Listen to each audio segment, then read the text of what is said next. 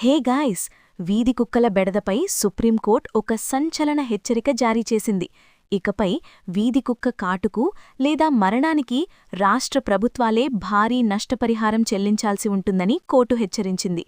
ప్రజల భద్రత విషయంలో ప్రభుత్వాల వైఫల్యాన్ని కోర్టు తీవ్రంగా తప్పుబట్టింది. ఈ హెచ్చరిక మన వీధుల భద్రతను ఎలా మారుస్తుందో ఇప్పుడు చూద్దాం. కోర్టేమంది? దేశవ్యాప్తంగా పెరుగుతున్న వీధి కుక్కల దాడులపై దాఖలైన పిటిషన్లను విచారించిన సుప్రీంకోర్టు కొన్ని కీలక వ్యాఖ్యలు చేసింది.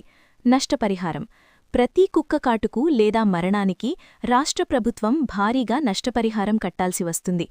ఫీడర్లకు సూచన: కుక్కలకు ఆహారం పెట్టేవారు ఆ కుక్కల బాధ్యతను కూడా తీసుకోవాలని, వీలైతే వాటిని దత్తత తీసుకోవాలని జడ్జిలు సూచించారు.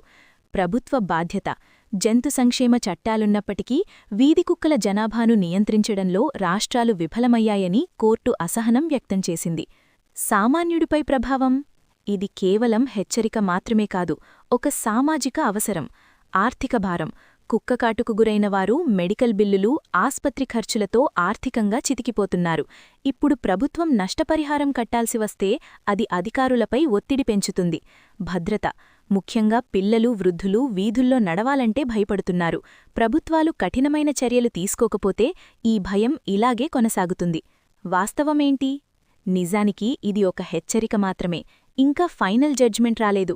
కానీ కోర్టులు ఇలాంటి ఫైనాన్షియల్ పెనాల్టీల గురించి మాట్లాడుతున్నాయంటే పరిస్థితి ఎంత తీవ్రంగా ఉందో అర్థం చేసుకోవచ్చు.